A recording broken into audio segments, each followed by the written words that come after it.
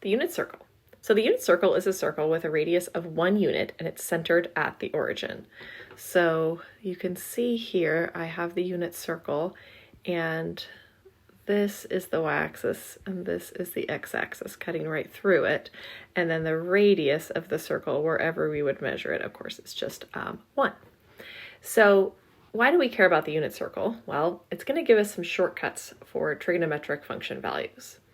But first we need to become really familiar with the angles and the points on the unit circle.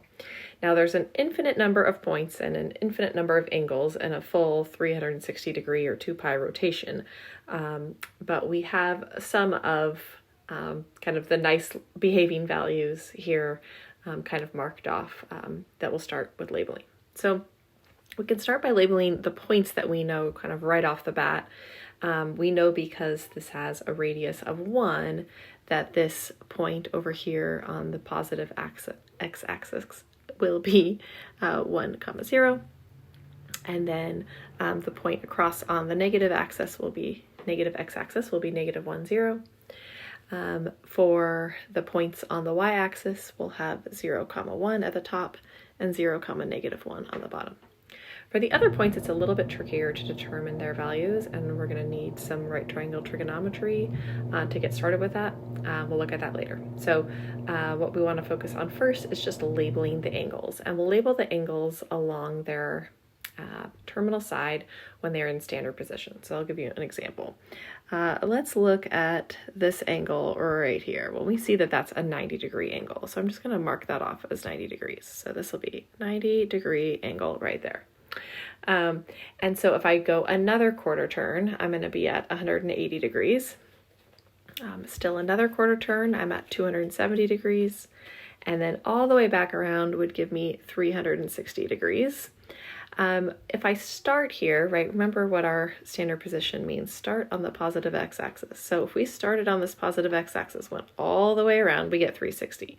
But let's say we start here, but we don't move at all. Well, that gives us a 0 degree. So it just means that, 0 degrees would just be starting here and not going anywhere. Okay, so we have some of those angles mapped out. And now let's look at mapping out like halfway in between. So if I wanted this angle where I'm halfway, right, again, it's in standard position, so I want that angle. Well, that's half of the 90 degrees, so let's fill that in. So that's 45 degrees, okay? And then when I add angles of this size, I'm gonna be adding on 45. So for 2 45s is 90, 3 45s is gonna give me 135, so that's gonna go right here. And then 4 45s, of course, would give me that 180 that I already have written in. And then another 45 added on will give me this angle, another 45 to 270, another 45 here, and then back to 360. So let's see what happens when we add 45 degrees to 180. I get 225 degrees. If I add 45 degrees to 225 degrees, then I'm back down here at 270, but I already have that one filled in. If I add in another 45 degrees here, I'm going to get 315 degrees, and then adding 45 to that, I do get back to my 360. Okay, so I'm done with those. Now we want to keep going.